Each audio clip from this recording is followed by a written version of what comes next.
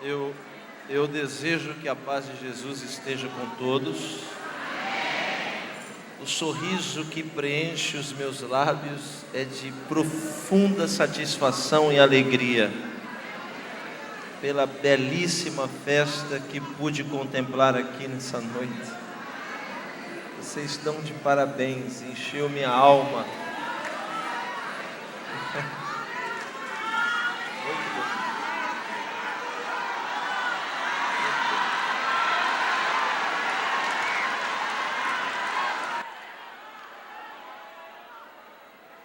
Eu tenho certeza que durante alguns minutos o céu esteve muito perto deste ambiente,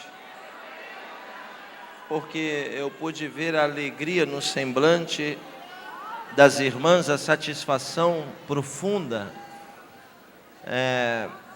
que estava estampado no rosto e no olhar de cada integrante dessa festa. A Deus seja dado toda a honra, glória, louvor e majestade. Fico profundamente honrado e satisfeito por voltar a essa casa, essa belíssima igreja, feita de pessoas belíssimas e cheia do Espírito Santo. Agradecer o convite das irmãs, que me deu a oportunidade de continuar vivo, porque pregar para mim não é uma profissão, pregar para mim é muito mais do que um ministério. Pregar para mim é uma questão de existência. Eu nasci para isso. E no dia em que ninguém mais me der oportunidade para pregar, não existe mais sentido para viver. Por isso eu quero agradecer essa igreja, representada na pessoa do seu pastor sênior, pastor José Pedro, que tão gentilmente, juntamente com a sua família e obreiros, me deu essa oportunidade de continuar existindo. Eu sinto nos meus ombros a responsabilidade, a incumbência de transmitir-lhes a palavra de Deus, essa que de maneira nenhuma voltará vazia nessa noite. Eu quero, desde já, pedir aos irmãos para abrir a Bíblia Sagrada no primeiro dos 4 evangelhos, escrito por Mateus.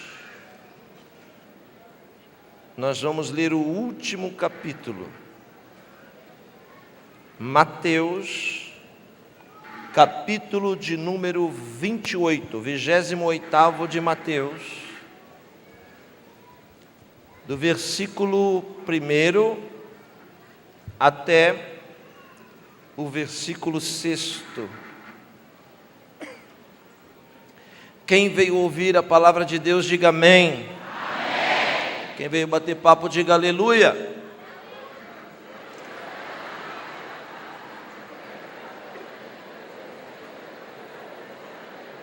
Muita gente, irmãos.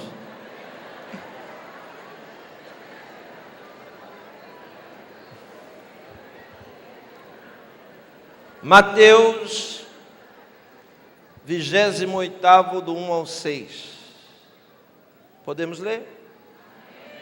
E ao findar do sábado, Maria de Magdala e a outra Maria foram ver o sepulcro.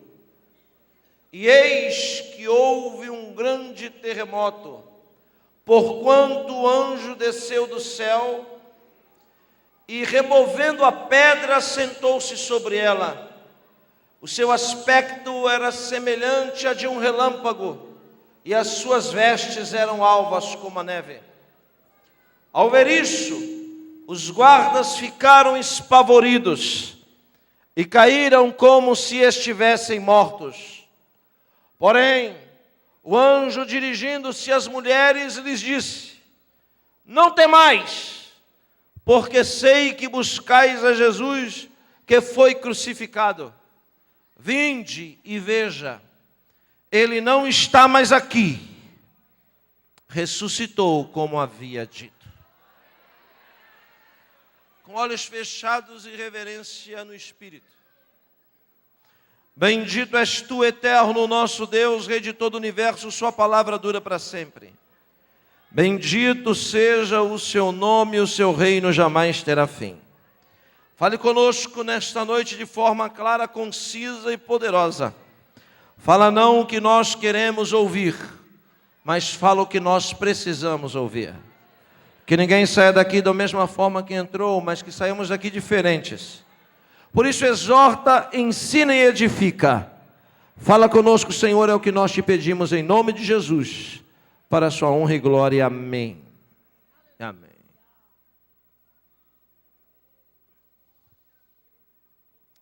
Em agosto de 2008, Deus havia colocado no meu coração um desafio grandioso. De viajar à terra Eretz Israel, a terra de Israel, para gravar ali um documentário sobre os últimos momentos de Jesus aqui na terra. Nós aceitamos no Espírito esta convocação e partimos para a Terra Santa. Eu e uma equipe para fazer um documentário de 100 minutos que demoraria uma semana de gravação. Chegamos em Israel, nos deparamos com um clima muito quente. Naquela época, naquele mês, os dias eram um pouco mais longos do que os dias comuns. Às 8 horas da manhã, o calor já era intenso e ainda às 8 da noite parecia que os termômetros ainda mantinham-se da mesma forma como que de manhã. Nós começamos a gravação toda na cidade de Jerusalém e muita gente não sabe disso, mas hoje existem duas Jerusalém. Existe a Jerusalém bíblica e histórica, que é palco dos maiores acontecimentos de toda a Bíblia Sagrada.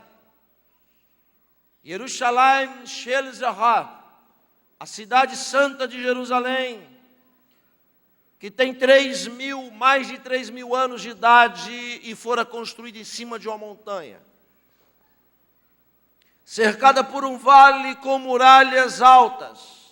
A cidade, respectivamente, é pequena. Tão pequena que não existem ali espaço para se construir mais casas. A Jerusalém bíblica é tão pequena que hoje possui apenas 3 bairros. É uma cidade de 3 bairros. Bairro árabe, bairro judeu e bairro cristão. A outra Jerusalém é a Jerusalém moderna, onde hoje encontram-se os restaurantes e os hotéis. Ela é uma sanguessuga que vive da peregrinação de milhares de pessoas que vêm de várias partes do mundo para conhecer a Cidade Santa. Nós partimos e nos estabelecemos na moderna, mas o palco das gravações deveriam ser a Jerusalém antiga. A Jerusalém antiga está cercada por uma muralha milenar, em algumas partes da época bizantina. Em outras partes, ainda podemos enxergar as marcas dos tiros de fuzil da conquista de 1967. Nós fomos gravar em Jerusalém, deveríamos começar a história dos últimos momentos de Jesus exatamente na Fortaleza Antônia. Fortaleza Antônia, que era o quartel-general do prefeito daquela província, daquela cidade. Chamava-se naqueles dias Pôncio Pilatos, enviado dos romanos para tentar comandar uma região muito perigosa e rebelde. que era a Judéia naqueles dias. A fortaleza Antônia ficava no lado mais alto da cidade. Se você olhar uma foto de Jerusalém hoje, essa foto é tirada do Monte das Oliveiras, que hoje chama-se Scopus.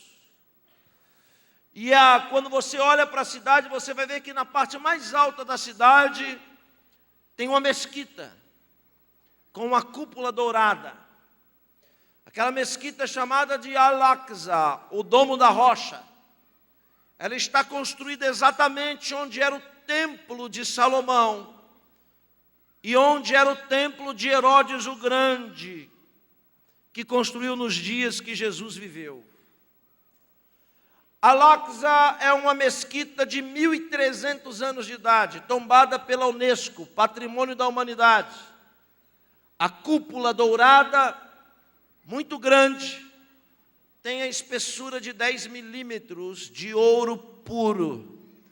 Doação de muçulmanos de toda parte do mundo. E lá dentro está a pedra, onde supostamente Isaac ia ser sacrificado por Abraão, em Gênesis 22. Na época de Jesus, ali existia o templo, e do lado do templo a fortaleza onde morava Pilatos. A fortaleza Antônia foi onde Jesus foi julgado e condenado. Nas vielas estreitas de Jerusalém, ainda podemos encontrar o arco onde ele foi apresentado açoitado. O nome do arco é Esse Homo, que quer dizer em latim, eis o homem. Nós gravamos o pátio onde ele for açoitado. Parece-me, senhoras e senhores, que as pedras até hoje falam. O ambiente é pesado e as roseiras ainda são cultivadas até hoje naquele local. Quando nós saímos da Fortaleza Antônia, nós descemos a parte mais alta daquela cidade para gravar os últimos momentos de Jesus entre os homens. Desde o momento em que lhe deram uma cruz pesada em direção a uma montanha de calcário, que tem a forma de uma caveira, chamada Gólgota. Os cristãos católicos veneram a sepultura de Jesus dentro da cidade, que é um equívoco. Jesus não morreu dentro da cidade de Jerusalém, porque se tivesse morrido dentro de Jerusalém, morreria apenas pelo povo judeu. Mas a Bíblia diz que Jesus morreu fora, aleluia, das muralhas, porque deu condição a todas as pessoas de várias tribos, raças, línguas e nações a encontrarem como o Messias Salvador. Lhe deram a cruz pesada e ele desceu aquela rua estreita, as ruelas são estreitas. E quando nós descemos aquela peregrinação, a igreja romana que domina o lugar, a igreja ortodoxa grega que domina o lugar, demarcou aquela trajetória, chamando ela de Via Crucis. Nós começamos, pastor José Pedro, gravando, descendo aquela rua, mas o calor era muito intenso. Então, na primeira esquina que tivemos, eu disse para os meninos, vocês vão buscar água, porque a gente não vai aguentar. Vamos colocar o equipamento aqui encostado nessa parede. E vocês vão buscar água, eu vou ficar aqui esperando vocês voltarem.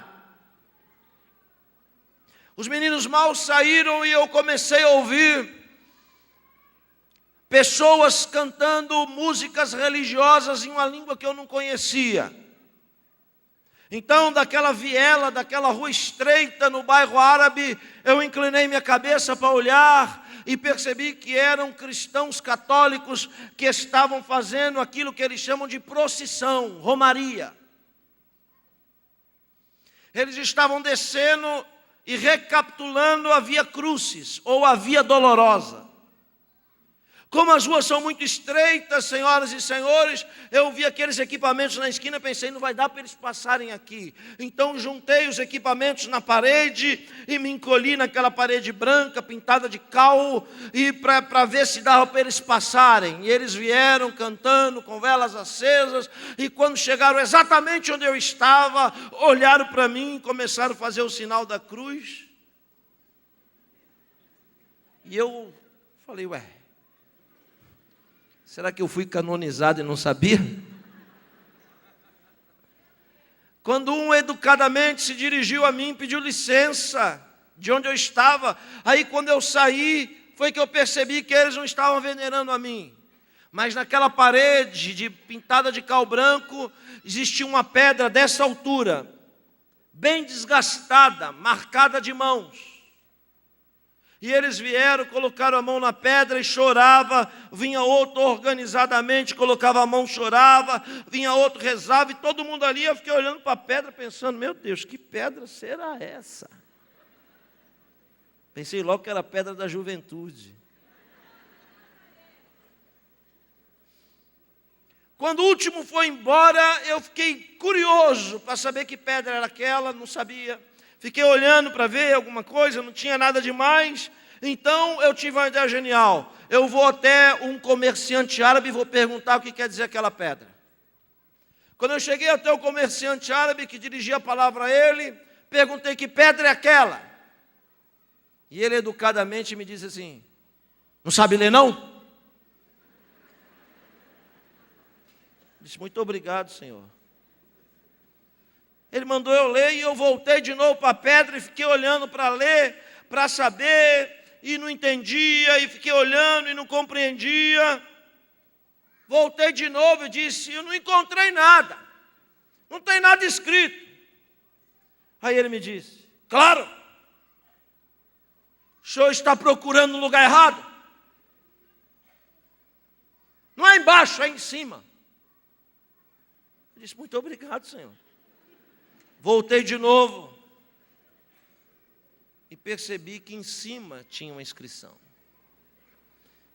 E aprendi com aquele árabe, porque Deus usa até a mula para falar com a gente. Aprendi com aquele homem que não temia Deus, que muita coisa a gente está procurando no lugar errado e por isso que a gente não encontra. Se alguém aqui veio buscar uma resposta de Deus, não está encontrando, é porque está olhando e buscando no lugar errado. E o Senhor está mandando lhe dizer que a resposta está em cima e não embaixo.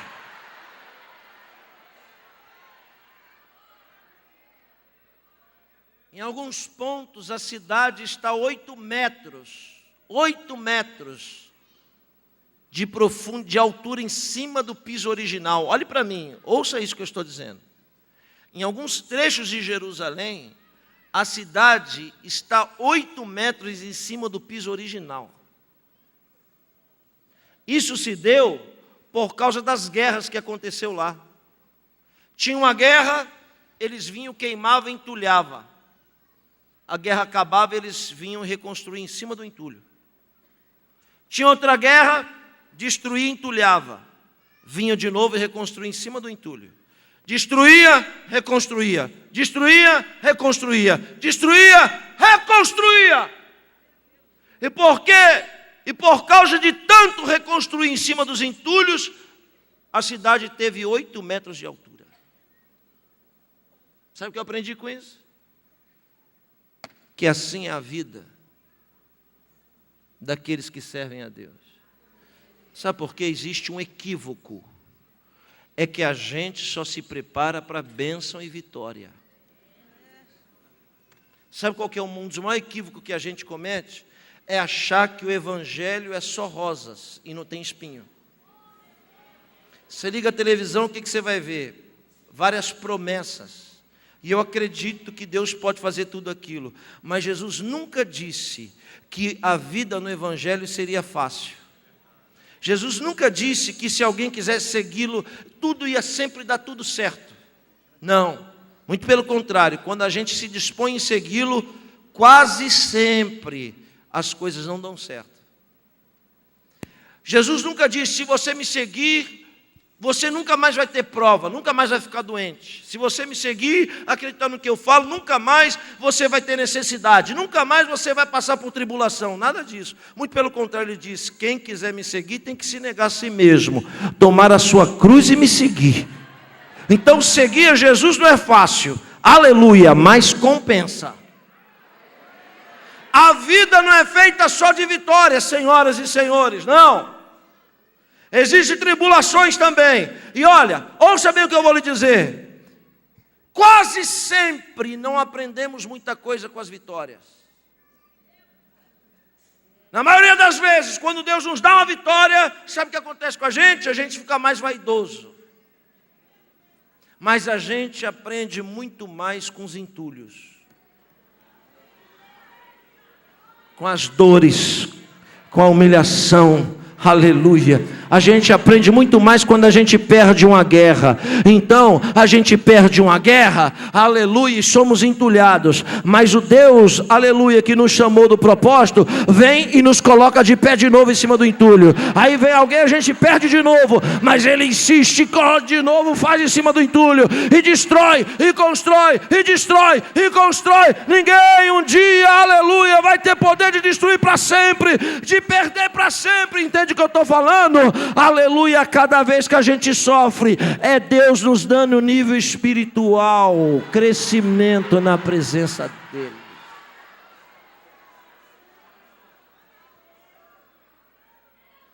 Em cima da pedra estava epígrafe, milenar. Em cima da pedra tinha um homem caído, carregando a cruz, desenhado. Um outro do lado segurando. E embaixo escrito Simão Cirineu. Eu ainda não tinha entendido sobre a pedra. Ouça o que eu estou falando, daqui a 20 minutos eu começo a mensagem. Eu ainda não tinha entendido sobre a pedra. Aí pensei, vou perguntar de novo para ele. Dessa vez, agora ele vai me xingar. Mas eu tive uma ideia genial. Peguei $10. E quando eu vim, que ele me olhou, ele já fechou a cara, eu puxei os $10, irmão, nunca vi uma pessoa ficar tão dócil, tão rápido assim. O homem mudou. Eu peguei os $10 e falei para ele, isso aqui é para o senhor, viu? Isso aqui é para o senhor, só pelas informações que o senhor me deu. E por mais uma pergunta que eu quero lhe fazer. Aí ele disse, pois não, quantas o senhor quiser. Eu falei, que benção. Se eu soubesse que $10 fazia milagre assim, tinha dado no começo, né?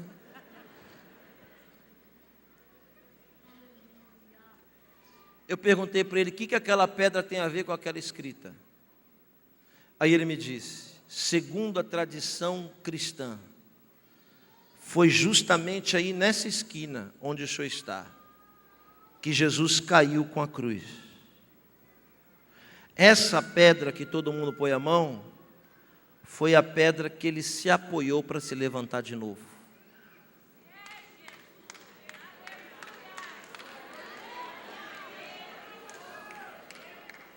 Eu voltei e comecei a pensar. Ouça-me. E naquele dia, agosto de 2008, Deus falou algo comigo ali, no pé daquela pedra, que mudou a minha história. Em todo lugar onde eu tenho a oportunidade de pregar sobre isso, eu falo o que aconteceu ali. O Espírito Santo disse para mim, olha para as ruas dessa cidade. Eu olhei e as ruas são estreitas e curtas. Ele me disse, não existe avenidas, nem alamedas. Não existem estradas largas e compridas na cidade. Então aprende uma coisa.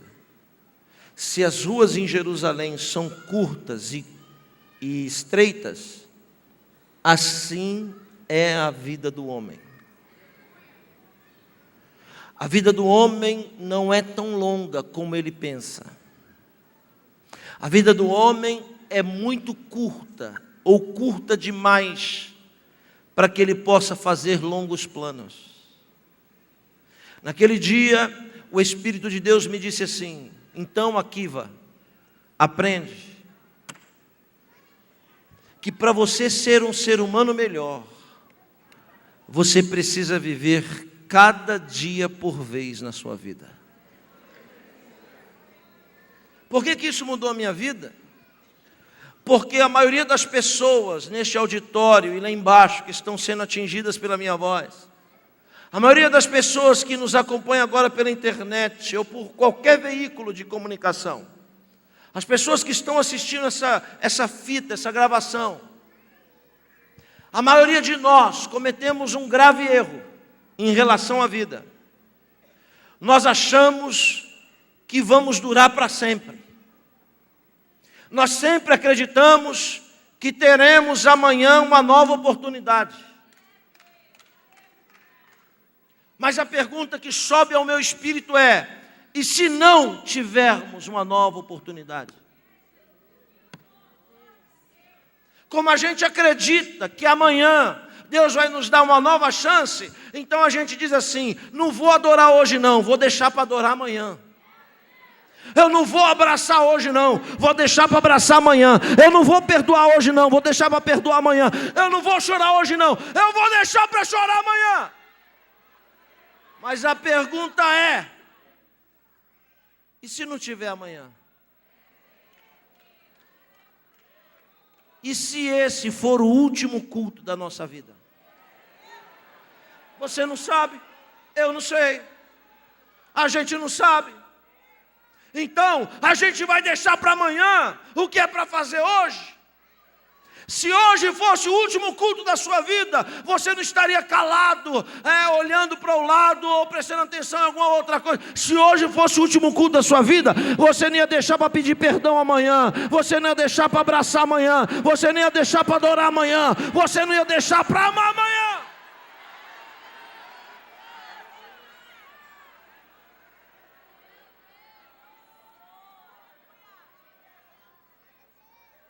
Se a gente viver um dia por vez, senhoras e senhores,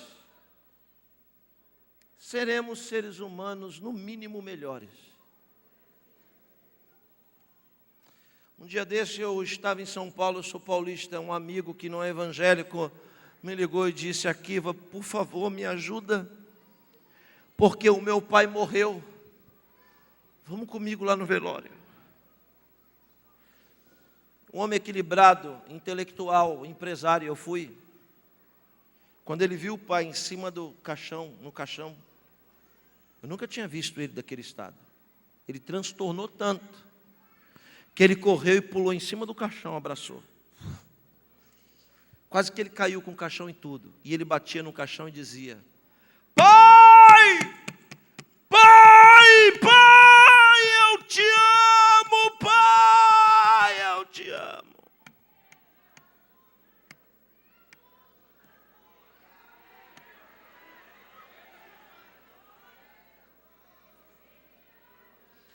Lá no canto eu pensei: por que não disse isso quando ele estava vivo?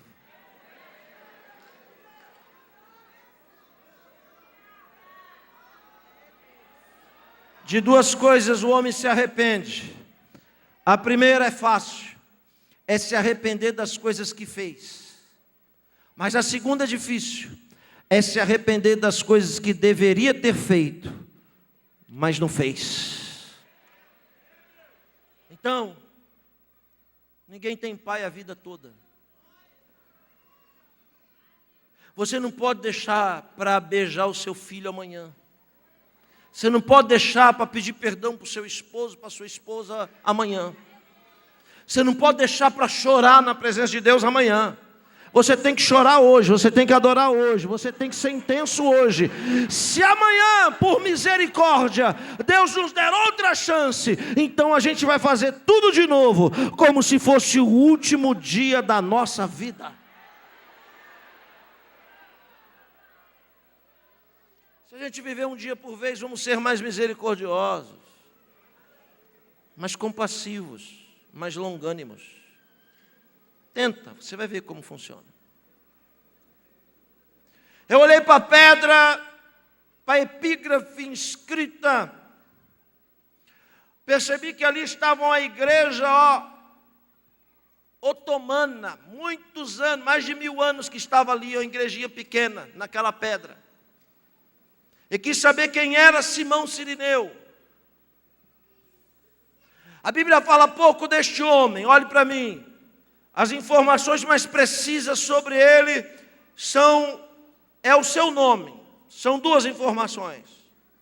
A primeira, Simão Cirineu, o seu sobrenome não é sobrenome, mas é uma alusão, uma ilustração do lugar de onde ele era oriundo. Um lugar chamado Cirene. Preste atenção que daqui a pouco vai começar a mensagem. Cirineu é um codinome que é dado para alguém que nasce em uma região no extremo norte africano, embaixo do país chamado Egito, chamado Cirene. Então a primeira informação que nós temos é que este homem, chamado Simão Cirineu, era africano de Cirene. Por sua vez, há 2000 anos atrás, não existia evangelho na África. Há 2000 anos atrás, os africanos eram, na sua extensa e grande maioria, politeístas. Adoravam entidades, deuses, objetos. Há 2000 anos atrás, os africanos, na sua extensa e grande maioria, consultavam demônios, mortos, magia. Quando eu descobri que Simão Cirineu era Schwartz, africano, negro, uma pergunta subiu ao meu coração. O quê? O que um pagão que não conhece o Deus da Bíblia, o que um africano idólatra que consulta demônios está fazendo em Jerusalém, no fatídico 14 de Abid do ano 34 da era cristã?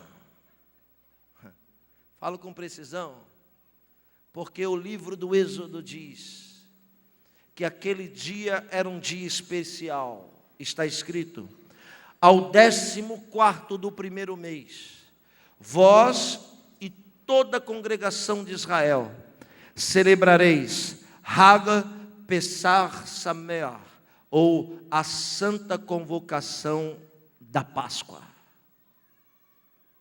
A Páscoa era uma festa exclusiva de judeus, de quem conhecia o Deus da Bíblia. Mas os africanos não conheciam o Deus da Bíblia. E o que esse pagão está fazendo em Jerusalém? A resposta que clareia está no seu nome, Simão. E quando eu descobri que o pagão tinha nome de crente, porque Simão é o nome de um dos filhos do patriarca Jacó. Um pagão que não conhece a Bíblia, que não sabe quem é o Deus da Bíblia, com nome de crente. Aí tem. Eu quis saber o que aquele homem estava fazendo em Jerusalém, senhoras e senhores. E aí Deus me levou 1000 anos antes dele nascer. Simão está 2000 anos atrás. Deus me levou 3000 anos atrás para entender que naquelas terras que chamavam-se Cirene, 1000 anos antes não era Cirene, mas era um reino poderoso chamado Reino de Sabá. E no reino de Sabá existia uma rainha que ouviu falar da fama de um rei lá em Jerusalém, chamado Salomão. A rainha de Sabá juntou pessoas e fez uma caravana até Jerusalém. É a mesma peregrinação que fez Simão Cirineu. Ela veio para ver a fama de Salomão. E não adiantava ninguém dizer para ela que Salomão era sábio, que Salomão era isso ou que Salomão era aquilo. Nada disso. Quando ela chegou, para saber quem era Salomão, ela foi direto na cozinha de Salomão. Aí eu aprendi o seguinte, que a melhor maneira da gente conhecer as pessoas é ir na cozinha delas. Esse é um recado para os moços que querem casar. Quer saber quem é a moça que você vai casar? Vai a dica. Chega um dia de surpresa e não fica no sofá não, vai na cozinha. Porque quando você olhar para a pia, você vai olhar para o seu futuro.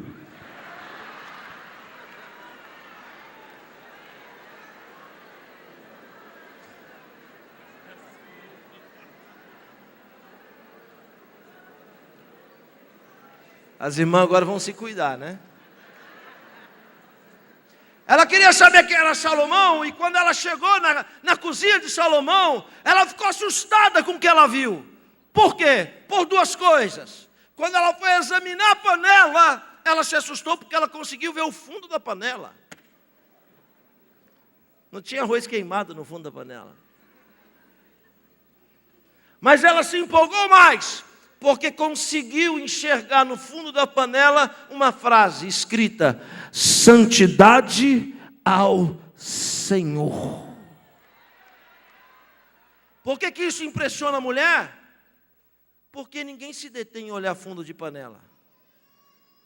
Sabe o que isso quer dizer? Que quando a comida chegava na mesa de Salomão, ele não orava para consagrar a comida. Por que não orava para consagrar? Porque a comida já saía consagrada da panela, lá na cozinha. Aleluia. Só alguém com tamanha sabedoria se importaria em fazer algo para Deus que quase ninguém ia ver. Tem uma mão levantada para receber?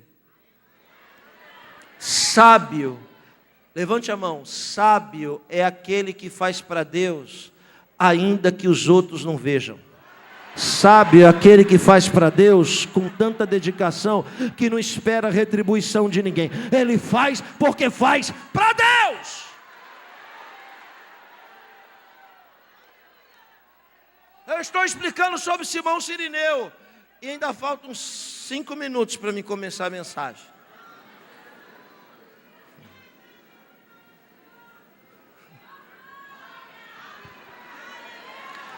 A rainha de Sabá conhece Salomão. Ouça. Vai embora. Mas, irmãos, aquele povo daquela época era danado. Salomão era danado, irmãos. A rainha de Sabá veio, Salomão falou: não vai embora assim também não. Ripa na chulipa. Pimba na gorduchinha.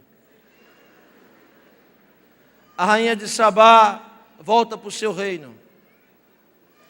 E dela nasce uma estirpe da genealogia de Davi. Porque teve com Salomão um filho. E esse filho gerou uma estirpe da realeza judaica. O que isso quer dizer?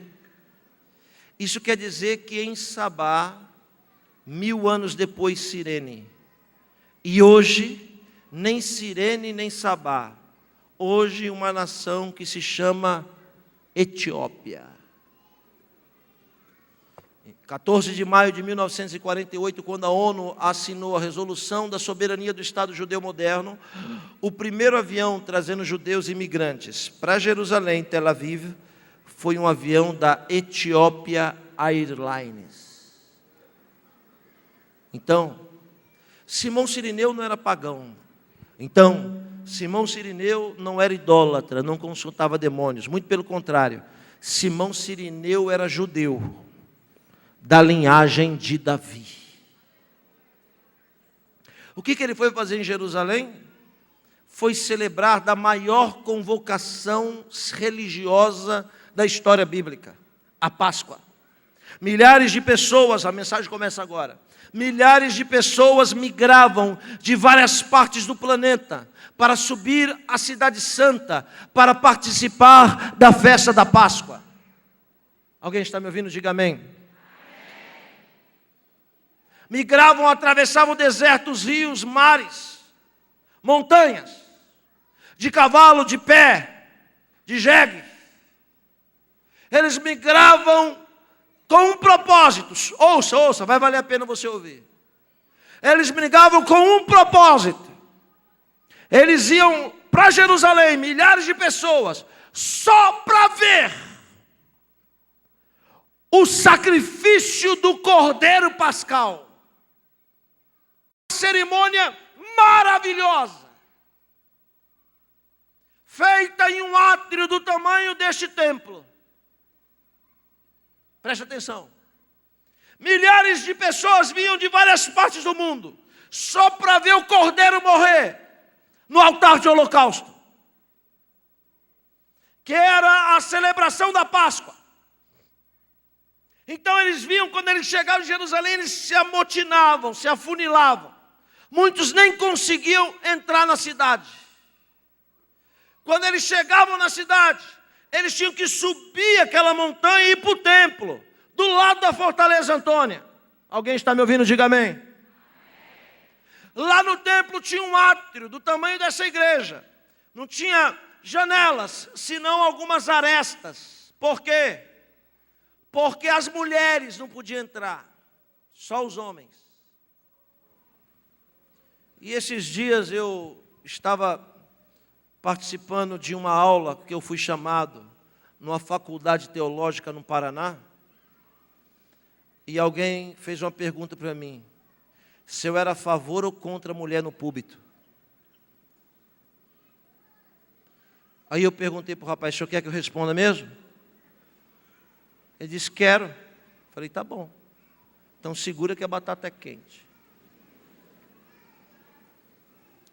Eu disse, quando alguém pega o microfone para ministrar, está sendo usado por quem? Aí ele disse, pelo Espírito Santo. Eu disse, pois é. E o Espírito Santo tem sexo?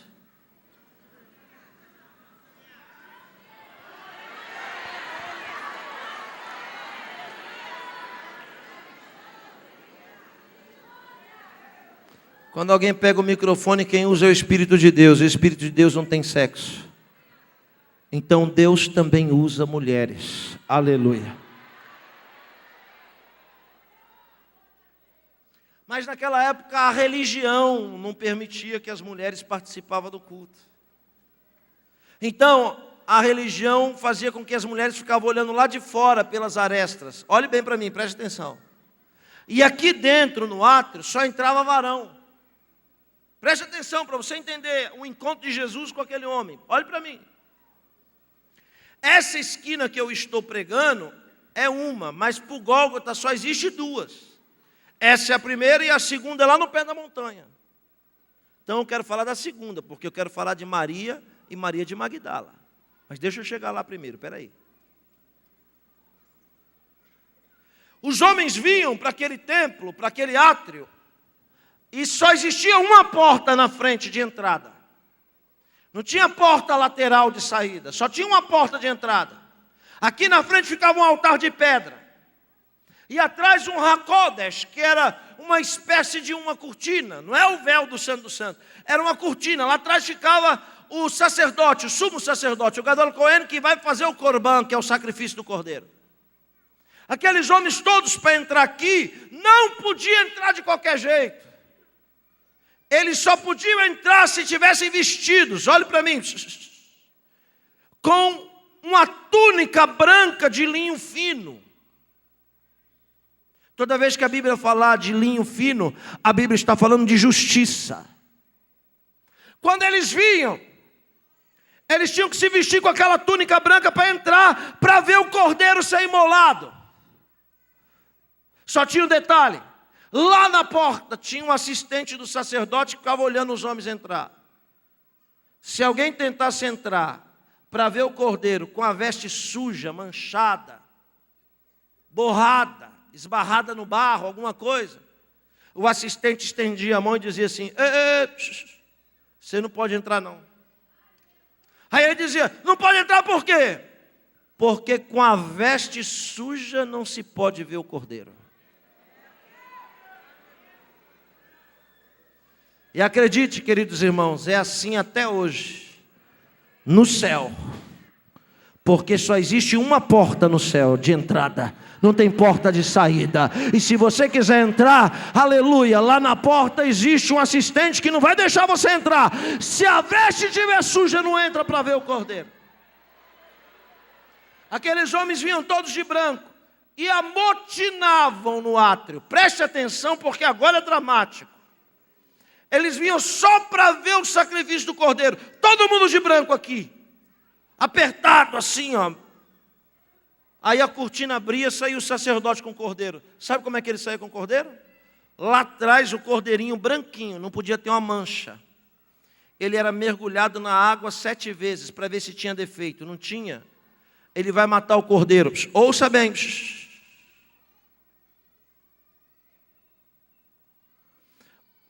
Desse jeito que eu estou fazendo, ó. Com a mão esquerda no meio da coluna. O sacerdote sai de lá com essa posição e aqui, ó. Ele pendura o cordeiro pelo pescoço. Segura o bicho pelo pescoço. Na veste do sacerdote tem sino batendo, que vai anunciar que ele está chegando. Preste atenção, ele vai matar o cordeiro no altar. Olhe para cá. Ele segura o cordeiro aqui e olha como é que ele anda, ó. Ele bate o pé esquerdo.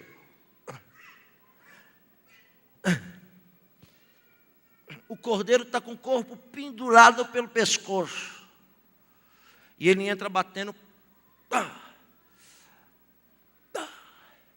Quando ele pisa forte na esquerda, ele dá o tranco no pescoço do bicho. Ele faz isso de propósito, para ver se o cordeiro berra. Porque se o cordeiro berrar, ele não é cordeiro, ele é bode.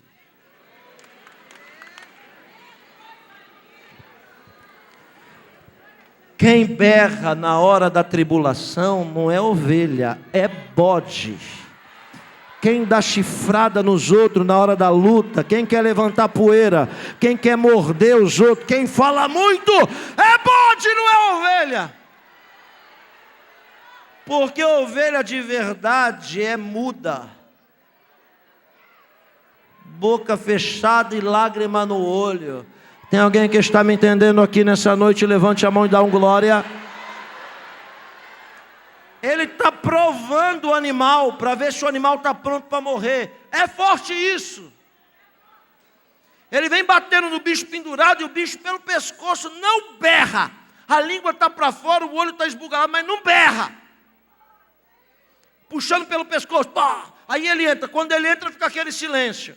Ele pega o cordeirinho, irmãos, bota em cima do altar. E com a lâmina de moer, ele encosta o toco da lâmina e faz isso, ó. Quando ele puxa, corta a jugular, bicho desmaia, o sangue esguicha. Quando o sangue esguicha, está todo mundo olhando. Ele pega as 2 patas traseiras, com a mão esquerda, justiça, com a direita é bênção. Ele pega as 2 patas traseiras e levanta o bicho. Quando ele levanta o bicho com as patas traseiras, pescoço para baixo, vira chuveiro de sangue. Aí no sentido horário, preste atenção nisso, hein? No sentido horário, ele vai girar o sangue em círculo 7 vezes. Círculo por quê? Porque círculo não tem começo e nem fim, é o sinal da eternidade. Sentido horário, então é a eternidade da redenção se manifestando no tempo, no sentido horário. 7 vezes a perfeição e o sangue, que é a vida, que é o vínculo da redenção. Quando ele dá a última girada, o sangue esguicha. Aí ele pega o animal já sem sangue e bota no altar de novo. Agora com uma poça de sangue no altar. Todo mundo de branco olhando embaixo, olhando para aquele sacrifício. O que ele faz? Ele pega uma esponja chamada pelo salmista no Salmo 51 de hisopo. Lá está escrito: purifica-me com hisopo e ficarei limpo.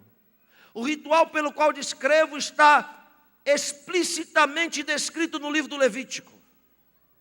Então ele pega aquela esponja, porque, olhe para mim, porque agora ele não pode mais tocar no sangue derramado.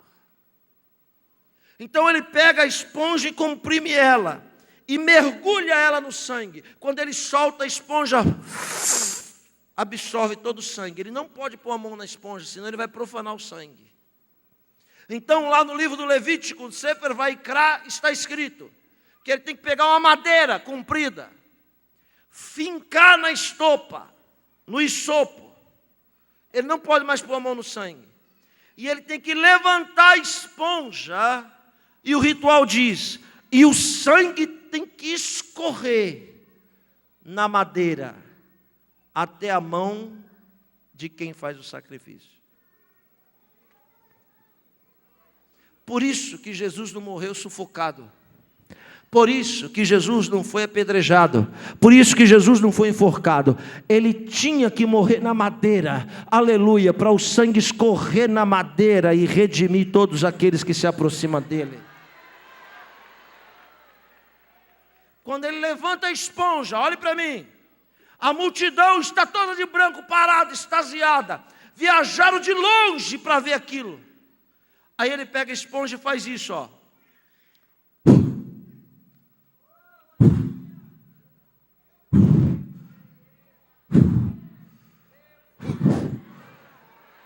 Ele asperge o sangue do cordeiro na pessoa. Então uma gotinha daquele sangue sai da esponja e cai na veste branca. Quando alguém recebia uma gotinha daquele sangue na veste branca, a pessoa acreditava, Deus está purificando os meus pecados, porque o sangue do Cordeiro, aleluia, purifica os pecados.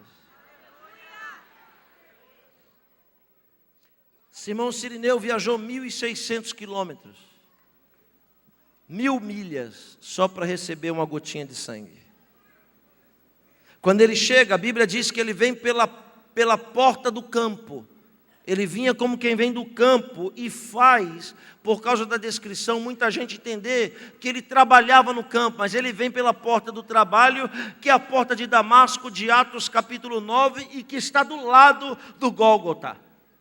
Então ele vem por essa porta com milhares de pessoas. Você imagina a cena, porque eu estou conjecturando. Quando ele chega na porta, ele abre a mala e tira a veste branca. Ele sabe que ele tem que ter um cuidado redobrado com aquela veste. Ele não pode sujar, senão ele não entra. Quando ele chega na porta, ele olha, ele vê lá em cima o templo. E ele tem que seguir o caminho para chegar lá onde vai ter o sacrifício. Se veste de branco e vai no meio da multidão. E assim como eu e você, Simão Sirineu tinha muitos planos. Porque o homem faz planos.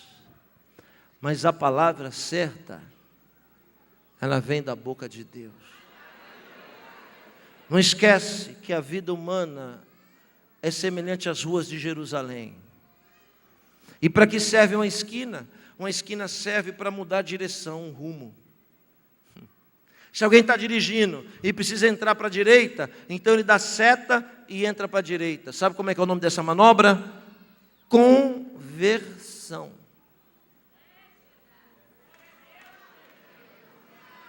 Quando Deus permite uma esquina para dar uma nova direção na nossa vida, é o Espírito Santo contribuído para nos converter cada vez mais para Ele. Simão Sirineu vem, só que em Jerusalém não tem viaduto, não tem túnel, não tem desvio. Se tem que passar aquilo ali, tem que passar. Você entende?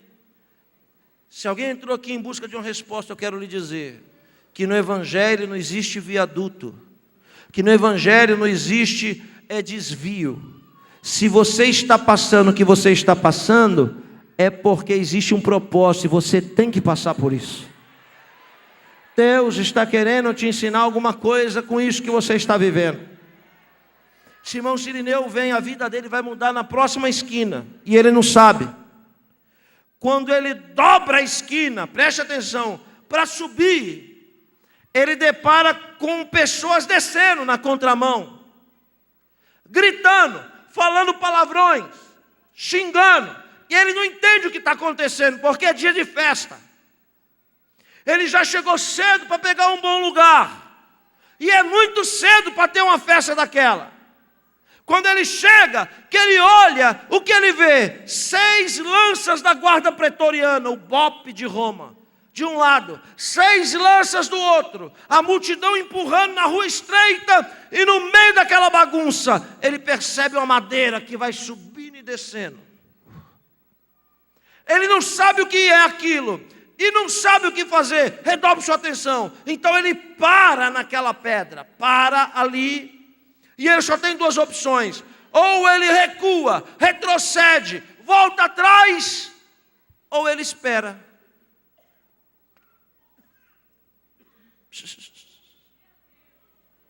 Você não veio da sua casa perguntando para Deus o que fazer?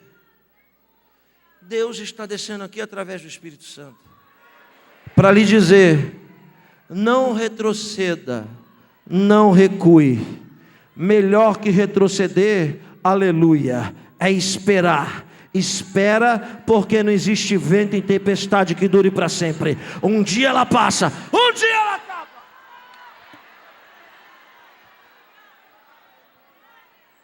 Simão decide, pastor José Pedro, esperar. Ele encosta naquela parede e espera. Ele não sabe o que está acontecendo. Quando aquela turba chega perto dele, é que ele vê o que está acontecendo. É o cumprimento de uma pena capital. Olhe para mim. Um homem está prestes a ser executado.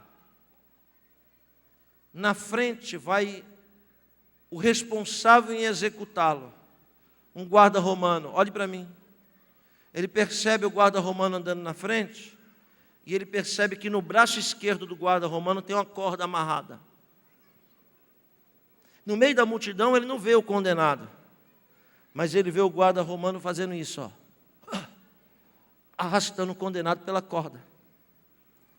Quando chega perto é que ele vê o condenado, franzino, castigado de chicote, carregando uma cruz pesadíssima, todo ensanguentado. O condenado traz a sentença amarrada no pescoço.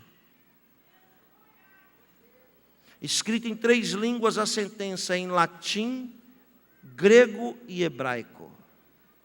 A placa de madeira é para as pessoas olhar e saber: ah, é ladrão, é assassino, é estrupador, está morrendo por causa disso. Escrita por quem decretou a pena capital. Em hebraico, a placa estava escrita: Yeshua et Nazaré Melech Yehudim. Que quer dizer: este é Jesus de Nazaré, Rei dos Judeus. A placa de madeira tem 3 furos. 2, ele passa a corda da sentença. Um no meio é para pregar em cima da cruz.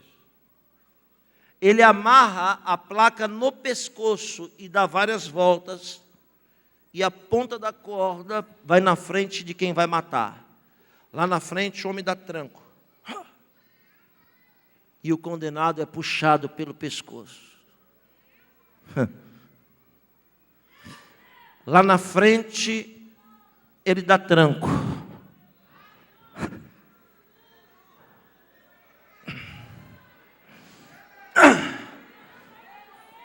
E o condenado é levado como uma ovelha muda ao matador. Não dá nenhuma palavra, nenhuma murmuração. Ele é puxado pelo pescoço, como o cordeiro que será imolado lá no altar de holocausto.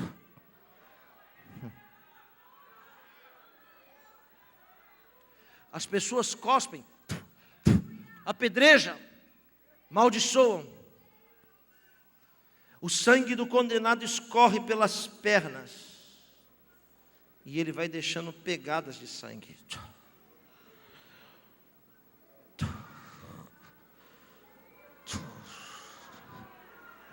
E muitos daqueles que cuspiam e amaldiçoavam e apedrejavam eram enfermos, doentes.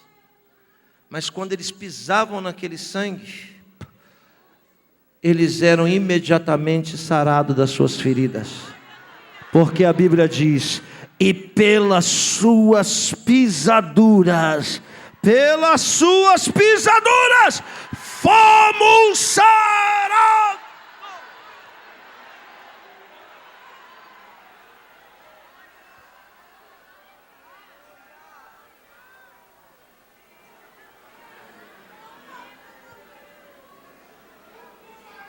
O centurião romano puxa o condenado que carrega uma cruz amarrado pelo pescoço, com a placa pendurada na frente. Quando Simão vê a cena, ele fica chocado e tem medo de alguém esbarrar na veste branca dele e manchar a veste branca dele e não poder mais entrar no templo. Ele encosta na parede e pensa: tomara que passe para lá. Mas as coisas, ao invés de ficarem melhores, ficam piores. Ou talvez ficam melhores. Tudo depende do ângulo da visão.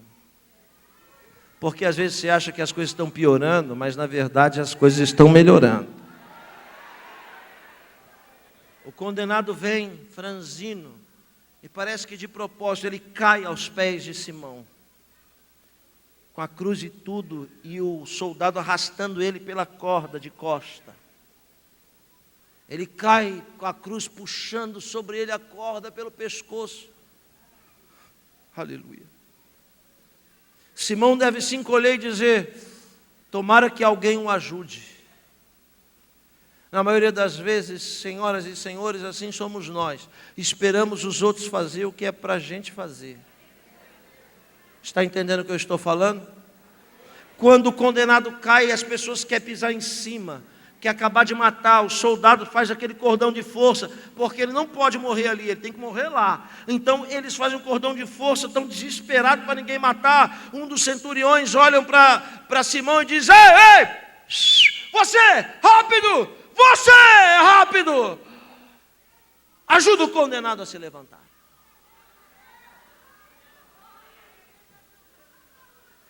E Simão, preocupado com a veste, diz assim: mas eu não posso. Eu vou parar a minha vida para ajudar um condenado a se levantar? Eu tenho tanta coisa para fazer, eu vou parar as coisas para ajudar. Ele que se vira. Será que Deus está falando com alguém aqui nessa noite? Porque muitas vezes nós somos egoístas. E olhamos para os outros e dizemos: tadinho, Deus vai te ajudar, estou orando por você, viu? Pode deixar que eu vou jejuar por você. Deixa de hipocrisia. O Espírito Santo está te dando uma ordem com veemência. Ele está mandando lhe dizer: não vai demorar muito, e em poucos dias alguém vai cair na sua frente. Deus está mandando lhe dizer: para tudo que você estiver fazendo, larga tudo e estende a mão para o caído, coloca ele de pé de novo.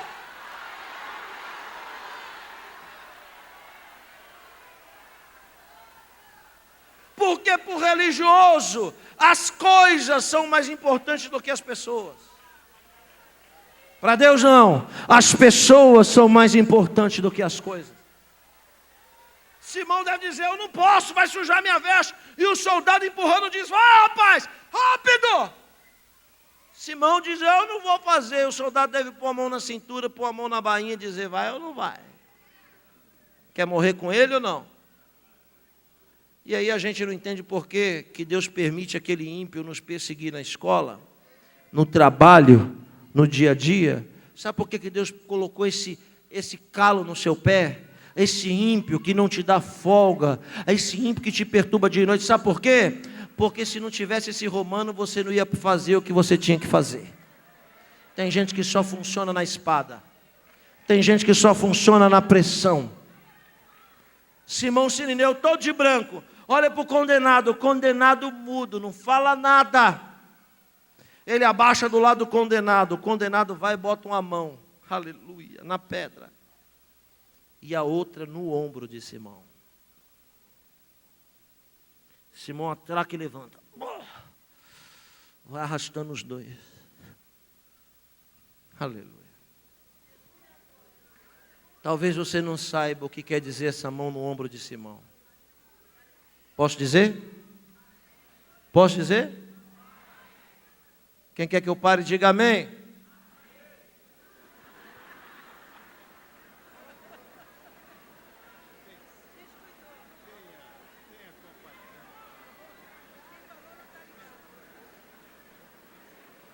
Quem quer que eu continue, diga glória a Deus. Vou ficar com a maioria. Olhe para mim. Está tendo muita movimentação. Você pode me ajudar? Pode?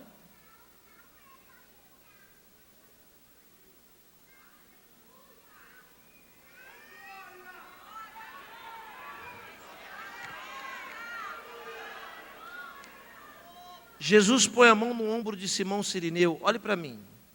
Preste atenção no que eu vou dizer agora. É muito importante. O povo hebreu é um povo que tem uma sina genética de existência. Durante toda a sua existência, Satanás levantou pessoas para extirpar o povo hebreu da terra. O faraó, os romanos, Adolf Hitler, muitos anticristos. Mas o que faz esse povo existir sempre é uma estratégia familiar, olhe para mim, e espiritual que Deus deu para o povo. Qual é a estratégia? A estratégia de eternizar o nome do clã, da estirpe, da descendência. Como é que se eterniza o nome de uma família no judaísmo, irmã? Como é que eterniza o nome de uma família no judaísmo? Sabe como? Olhe para mim. Quando o filho primogênito nasce, ele é separado de todos os irmãos para uma missão: eternizar o nome da família. Estou explicando na mão de Jesus no ombro. Quando esse menino completa 5 anos, ele é colocado em uma escola rabínica. É assim até hoje. Ele vai estudar a Bíblia, a palavra de Deus, até os 14. Com 14, ele vai fazer uma cerimônia chamada Bar Mitzvah, que é o filho do mandamento. Quem está me ouvindo, diga amém. Estou explicando a mão de Jesus no ombro de Simão. Quando ele completa 14, ele estudou 5 livros. Primeiro, Gênesis, Êxodo, Levítico, Números e Deuteronômio, e decorou. Com 14, ele vai fazer a prova. Ele vai passar no crivo para ver se ele vai servir para ser o mestre. Na verdade, antes de ser mestre, ele tem que ser discípulo. Tem gente que quer ser mestre, mas não quer ser discípulo. Redobre sua atenção. Então ele estuda 9 anos, a criança, todo dia, a palavra de Deus. Quando ele completa 14, ele é levado para o templo. Chega lá, tem 70 doutores da lei.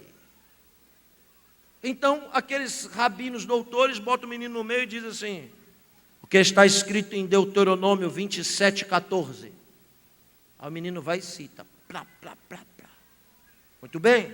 O que está escrito em Gênesis 21, 18. O menino vai e cita. Plá. Se o menino errar uma vírgula, ele é reprovado. Não serve para eternizar o nome da família. Uma vírgula se ele errar. Alguém está me ouvindo? Diga amém. Estou explicando da mão no ombro de Simão Cirineu. Como que é a reprova? Um dos 70 vem no menino, reprovado, estende a mão para ele e diz assim: você não serve para eternizar o nome dos seus ancestrais. Está reprovado. Aperta a mão do menino e diz: só lhe restou 3 coisas: trabalhar, constituir família e servir a Deus. Mas para ser mestre, você não serve. Olhe bem para mim. A Bíblia diz que Jesus foi levado para esse teste com 2 anos de antecedência. 12 anos. Com 12 anos, Jesus já estava preparado. Ele é primogênito de José e Maria. Levou, mas José não estava nem aí, nem Maria. Tanto que José e Maria voltam, só dá conta 2 dias depois que deixaram o menino. Quando eles voltam, já fazia 2 dias que Jesus estava no meio dos doutores. Ele já tinha recitado Gênesis, Êxodo, Levítico, Números, Deuteronômio e estava recitando salmos, profetas, históricos, poéticos, estava recitando toda a palavra. E aí os doutores olham e dizem: de onde vem tamanha sabedoria? Onde foi que você estudou? Mal sabiam ele que aquele menino era o próprio verbo, a própria palavra que se fez carne e habitou entre nós. Quando José volta, Maria volta, percebe que perdeu o filho. Por quê? Porque os rabinos estão se empurrando para pôr a mão no ombro do menino. Então, com 14, Jesus é aprovado para ser mestre. E estuda agora dos 14 até os 30. Com 30 ele se forma. Lembra? A reprova é o quê? A reprova é a mão na mão. E a aprovação? A mão no ombro. Porque eles vêm, botam a mão no ombro e diz o que Elias disse para Eliseu: segue-me.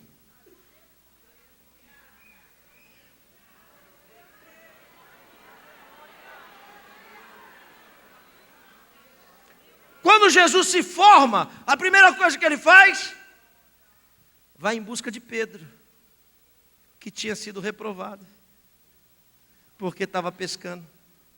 Jesus encontra Pedro, bota a mão no ombro e diz: te disseram não, mas eu te digo sim. Ninguém te quis, mas eu te quero. Segue-me e te farei pescador de almas. Jesus vai buscando um por um daqueles que receberam não.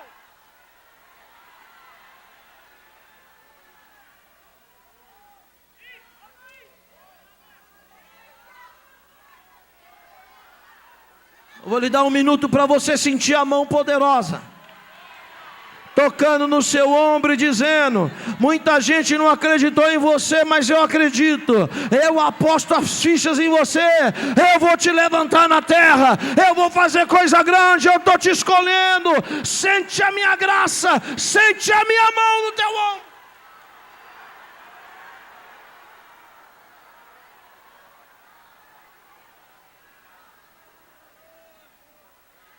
Aramande kolis arkel man halmnar sonne man kolam dasterka yargel olam nashigur namanda mandara manane olni ashema.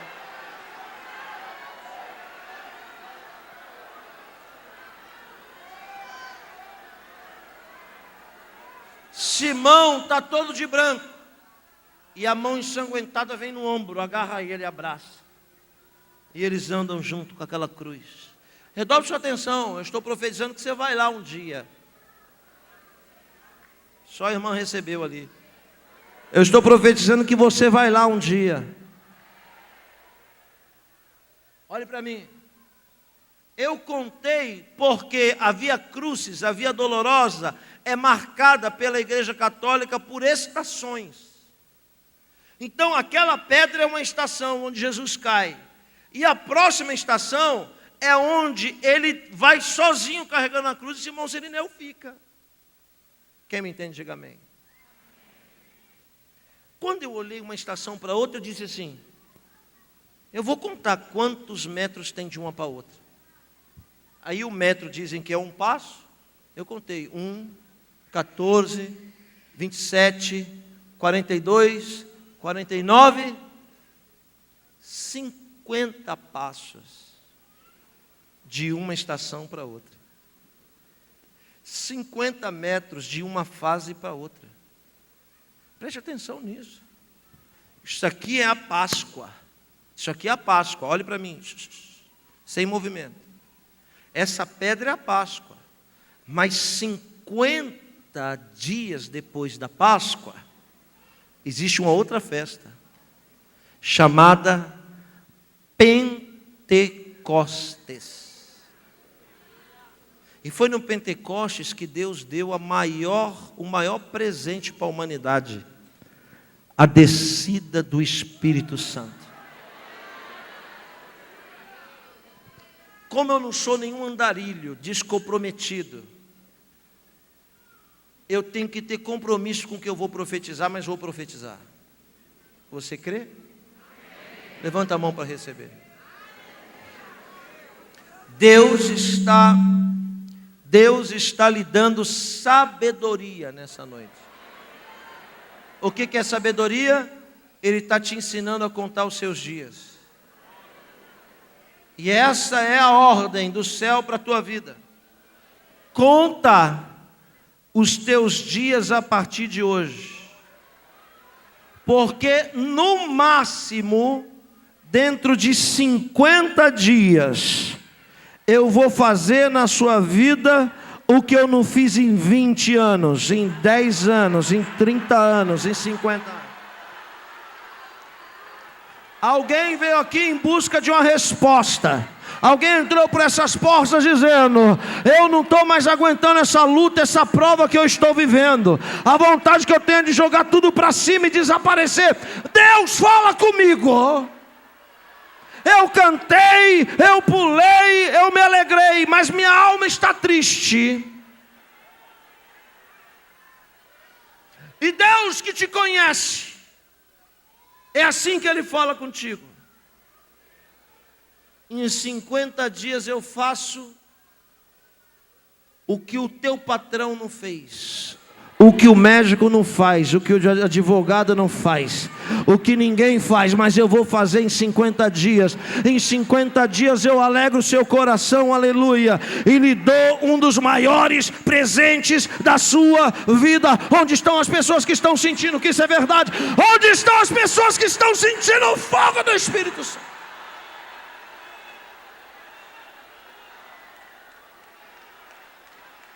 Um minuto para você adorar, um minuto para você adorar.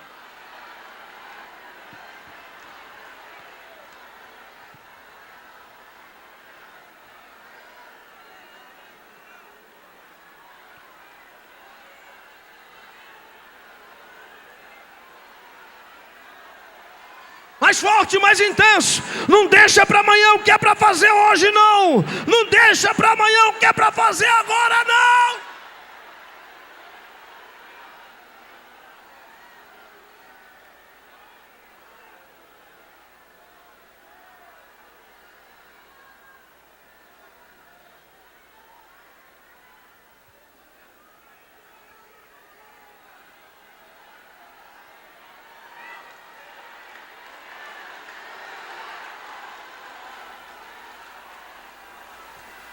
Olhe para mim.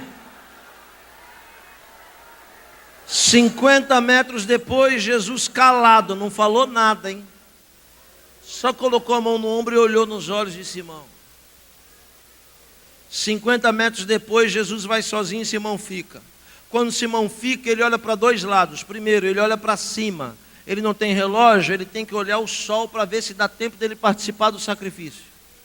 Quando ele olha para o sol, ele vê que o sacrifício do cordeiro já foi. Quando ele olha para baixo, ele vê a veste dele toda manchada de sangue. E agora ele está impossibilitado de entrar. Então ele pensa: perdi a viagem. Viajei de tão longe, para receber uma gota do sangue do cordeiro. Mal sabia ele que aquele sangue que estava na veste era o sangue do verdadeiro cordeiro.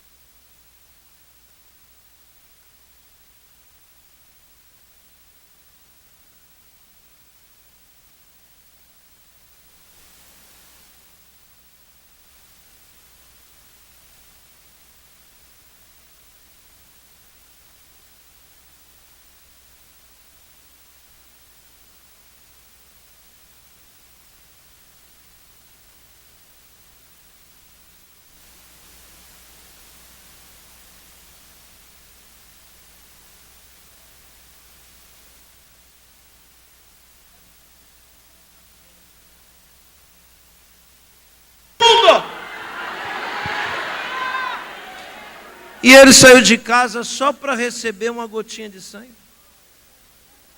Tem uma mão levantada para receber o que eu falo? Tudo que você veio buscar hoje aqui é só uma gotinha diante daquilo que Deus quer fazer na sua vida. Tudo que você veio buscar aqui é nada, é nada. Ele tem muito mais para te dar.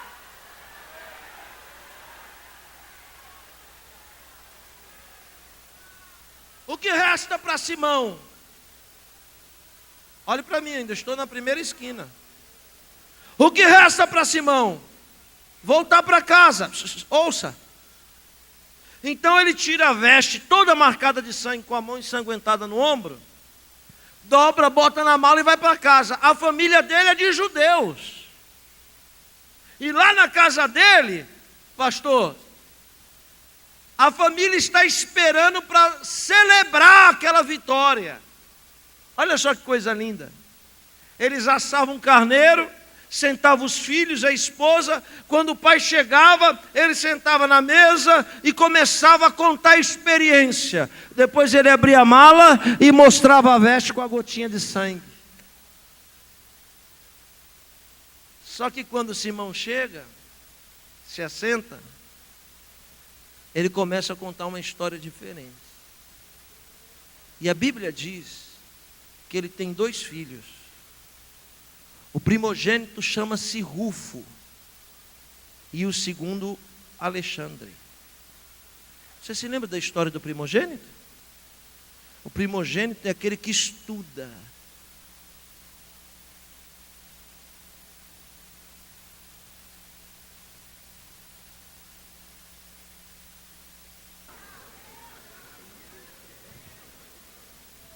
Som.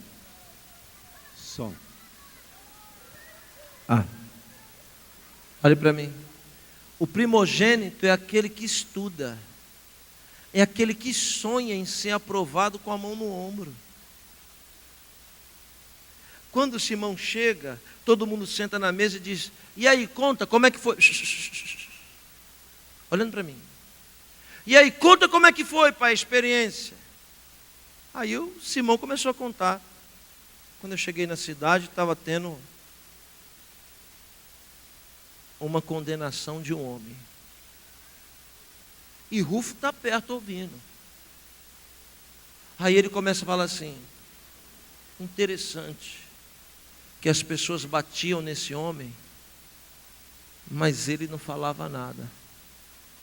Era mudo. Rufo, mudo? Como uma ovelha muda? É.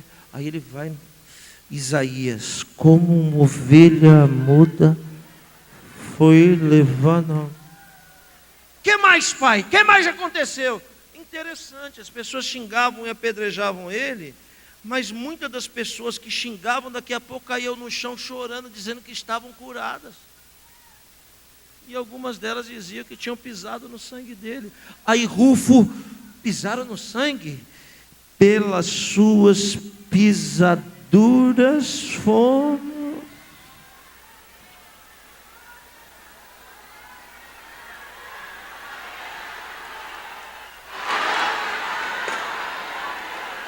Que mais, pai? Que mais? E aí ele trêmulo disse: então, meu filho, aí é que está. Ele me abraçou e pôs a mão no meu ombro. No ombro, pai, no ombro, no ombro. Alguns diziam que ele era um mestre, que ele era um rabino, e ele veio pôr a mão no meu ombro. Cadê a veste? Aleluia. Quando ele mostra a veste para Rufo, Rufo olha para o pai e diz: pai, era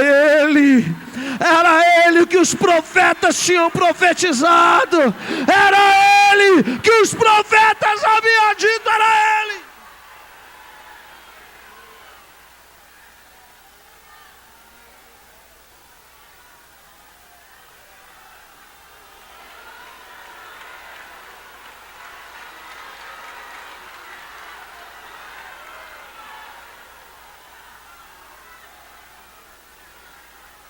Olhe para mim. 30 anos depois,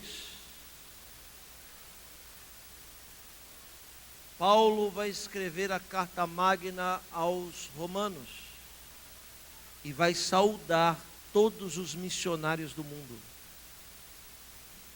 16º capítulo, lá está escrito. Paulo escrevendo diz: saudai também a Rufo,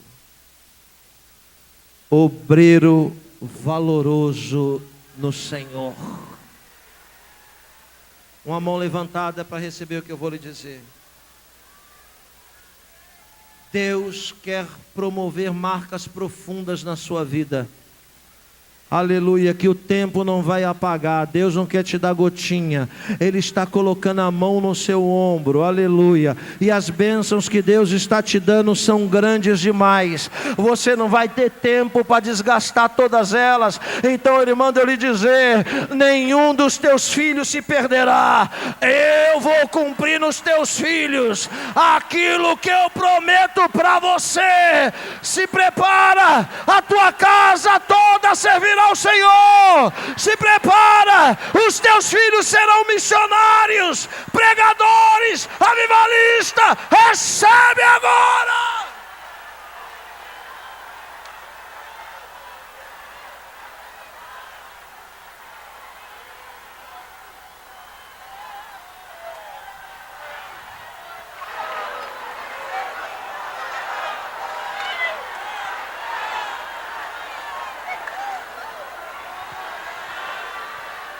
Sente a mão ensanguentada no seu ombro. Você não está aqui porque você é melhor. Você não está aqui por você mesmo. Aleluia, não foi você que escolheu estar aqui, mas foi Ele que te amou primeiro.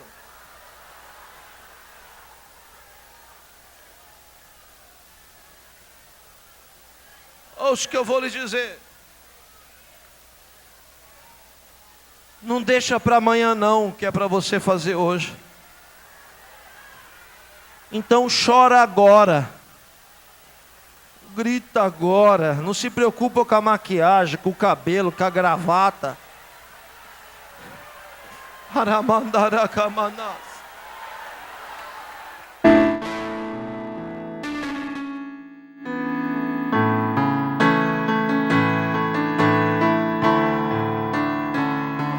Perdoa hoje, perdoa hoje. Aleluia, adora agora. Não deixa para amanhã não, é agora.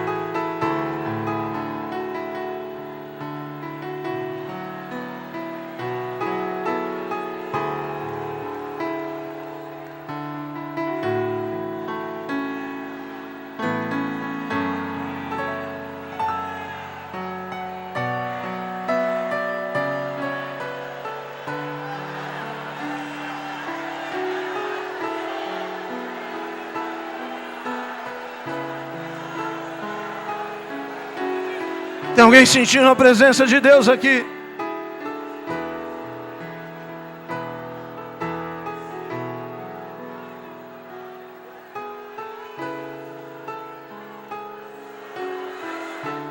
Fique de pé no seu lugar. Eu vou dar deixa para eu ouvir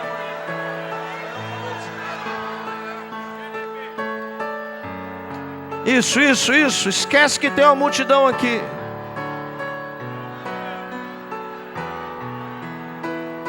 Se der vontade de abraçar, abraça.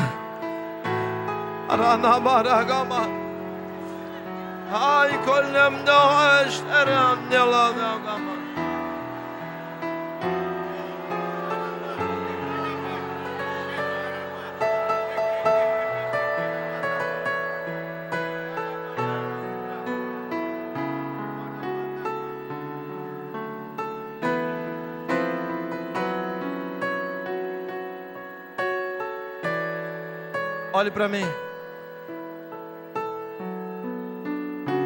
Amanhã eu vou pregar sobre a outra esquina. A outra parte da mensagem.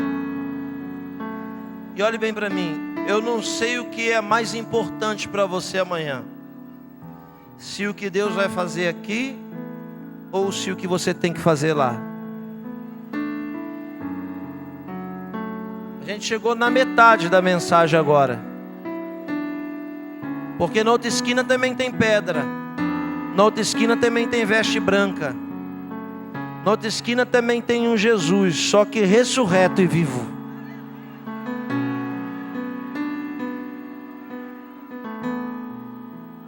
Eu queria que por um minuto, se você pudesse, só se você puder, dá um abraço em alguém perto de você e diga uma palavra de vitória. Vamos orar, vamos orar, vamos orar.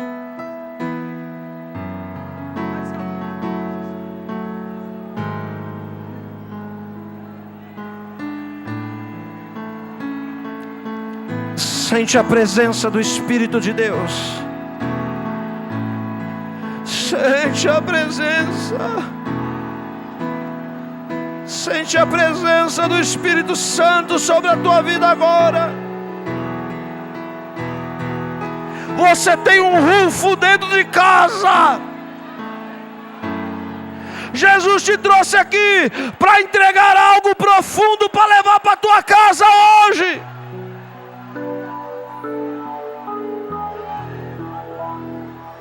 Sente alegria no teu coração. Sente paz na tua vida agora.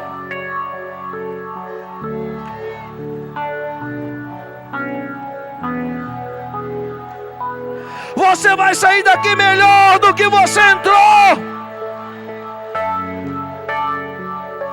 Isso, aproveita para pedir desculpa. Aproveita para pedir ajuda. Aproveita.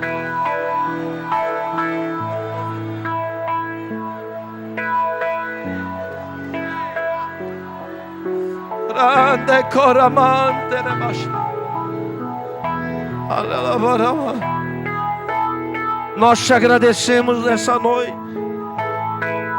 Deus santo e bendito, por tudo que o Senhor fez aqui na nossa vida. Sente essa graça, sente essa graça, sente. É forte o que Deus está fazendo aqui hoje.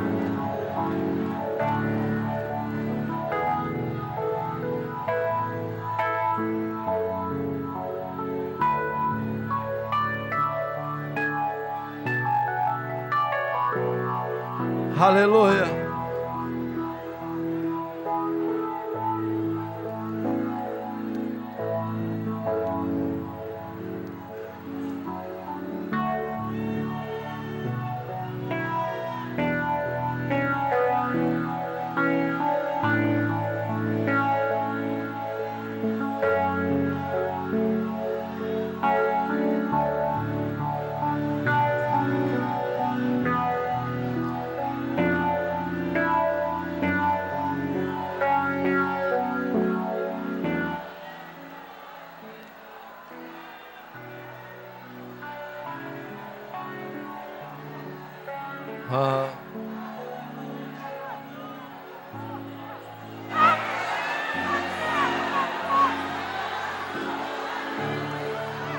Aleluia.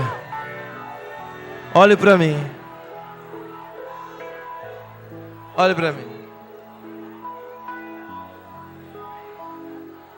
Convide pessoas para estar aqui amanhã.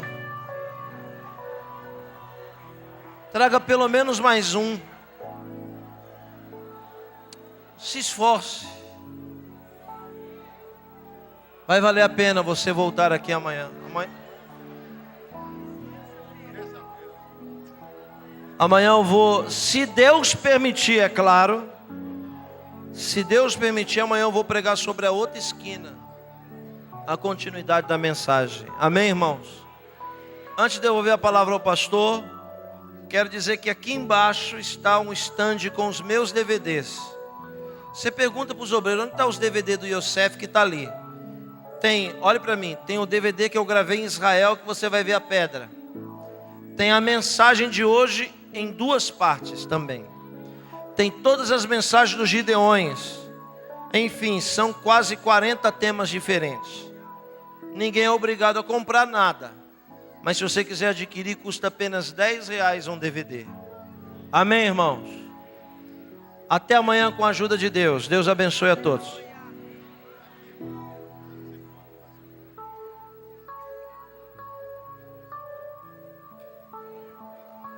Olhe para mim.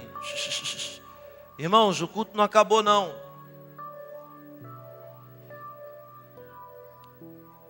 Na maioria das vezes, muitas pessoas de outras expressões de fé se identificam muito com a minha mensagem. E talvez haja aqui no nosso meio visitantes privilegiados que ouviram uma mensagem que não é apelativa, é muito mais esclarecedora do que apelativa. A proposta da mensagem que você ouviu não é mudar a sua religião, mesmo porque a religião só estraga as pessoas. E o Evangelho não é uma religião, o Evangelho é um estilo de vida, uma novidade de vida. Então eu quero perguntar, porque talvez haja alguém aqui hoje que queira esse Jesus que eu preguei. Não é o Jesus da igreja católica, não é o Jesus da igreja ortodoxa, não é o Jesus da igreja protestante, não, é o Jesus da Bíblia. É o Jesus que não é propriedade de ninguém, é o Jesus que salva. Talvez haja alguém aqui nessa noite que quer esse Jesus. Se tiver, eu queria só que você levantasse a mão onde você está, porque eu vou orar por você. Alguém que talvez esteja afastado e quer voltar hoje. Que bom que Deus te deu uma outra oportunidade, e talvez possa ser essa a última, a gente não sabe. Se existe alguém sem apelar, eu não posso oferecer algo tão precioso como se fosse algo sem valor. Se tem alguém, levante a sua mão, saia do seu lugar e venha aqui na frente que eu quero orar por você. O pastor da igreja vai orar por você. Não tem ninguém? Vamos todos orar. Se tiver alguém, ele vai chegar aqui na frente. Feche os seus olhos. Senhor, nós te agradecemos nessa noite. Te agradecemos pela tua bondade, pela tua misericórdia. Te agradecemos porque o Senhor sabe que somos limitados, fracos, dependentes de ti. Nos ensina a ser seres humanos melhores hoje, a partir de hoje. Nos ensina a amar mais, a perdoar mais, a viver cada dia por vez. Nos dá graça para permanecer na sua presença. Assim, Senhor, nós te agradecemos nesta noite por esse momento na sua presença. Obrigado por ter colocado a mão no nosso ombro e ter nos escolhido. Eu te agradeço por tudo, Senhor, em nome de Jesus. Amém. E amém. Amém. Você pode aplaudir o Senhor bem forte?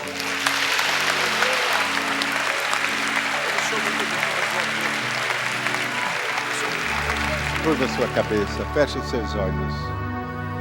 A graça do nosso Senhor e Salvador Jesus Cristo, o amor de Deus, nosso bondoso e eterno Pai, e a comunhão do Espírito Santo seja com todos fiéis, e não só hoje, mas para todos sempre.